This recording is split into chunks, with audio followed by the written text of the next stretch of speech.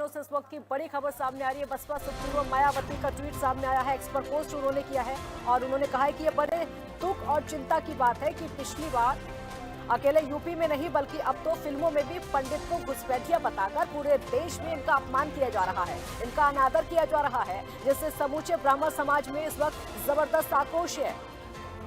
इसकी हमारी पार्टी भी कड़े शब्दों में निंदा करती है। ऐसी जाति सूचक फिल्म का केंद्र सरकार को तुरंत इस पर प्रतिबंध लगाना चाहिए। बीएसपी ये मांग करती है। पंडित को घुसपैठिया बताने वाले मायावती का साफ तौर पर कहना है कि ऐसी फिल्मों पर सरकार को बैन लगाना चाहिए, ऐसी फिल्में रिलीज नहीं होनी चाहिए। बसपा सुप्रीमो मायावती का एक्स पर पोस्ट उन्होंने दुख जताया है और चिंता भी जताई है। साफ तौर पर कहा कि पिछले कुछ समय से सिर्फ अकेले यूपी में नहीं बल्कि अब तो फिल्मों में भी पंडित को घुसपैठिया बताकर पूरे देश में इनका अपमान किया जाता है, इसका अनादर किया जाता है, जिससे कि पूरा ब्राह्मण समाज में इसका जबरदस्त आक्रोश है। लोग इसको लेकर विरोध प्रदर्शन कर रहे हैं।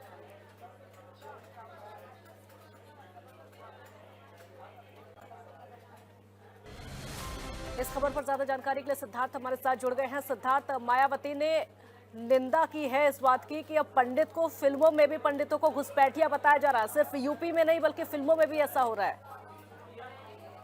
देखिए, बिल्कुल आपको बता दें कि वेब सीरीज घूसखोर पंडित को लेकर लगातार विवाद बढ़ता जा रहा है।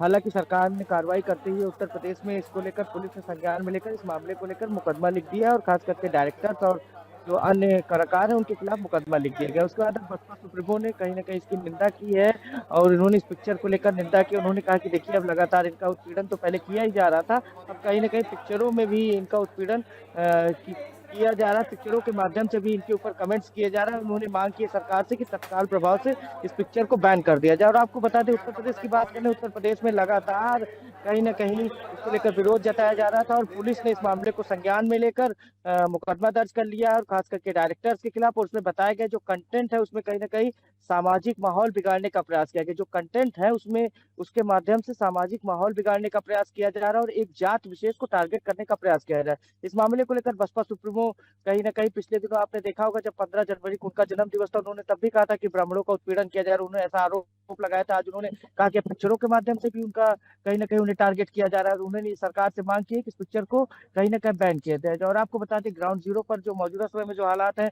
उसको लेकर लगातार इसको बैन करने की मांग की जा रही है। यहाँ तक लोग मांग कर रहे हैं कि बैन नेटफ्लिक्स, बैन बैन घूसखोर पंडित। तो इस तरीके से लोग लगातार लेकर पूरे प्रदेश में लगातार इसको लेकर लोगों में गुस्सा देखने को मिल रहा है। इस हालांकि पुलिस ने इस मामले को संज्ञान में लेकर मुकदमा दर्ज कर लिया है। डायरेक्टर के खिलाफ, जो अन्य कलाकार हैं उनके खिलाफ मुकदमा दर्ज कर लिया गया है और पुलिस आगे विधिक कार्रवाई कर रही है। जी, पर प्रतिबंध लगाने की बात कही गई है क्योंकि अब तक सिर्फ सोशल मीडिया पर यह होता था, फिल्मों में भी ये हो रहा है।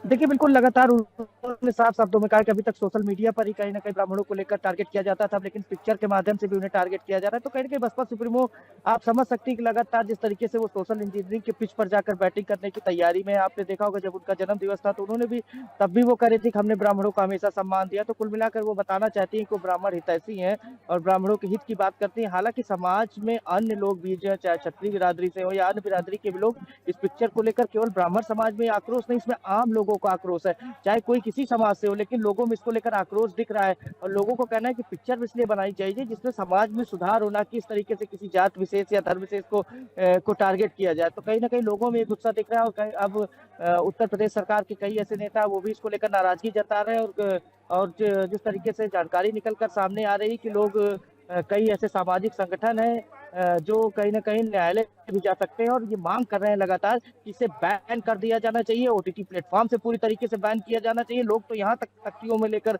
हाथों में तख्तियों लेकर सड़कों पर निकले और लगातार ये कह रहे हैं कि इस पिक्चर को तो बैन किया जाए और नेटफ्लिक्स को तक को बैन करने की मांग करें। तो आप समझ सकते हैं ये आम लोगों का गुस्सा है।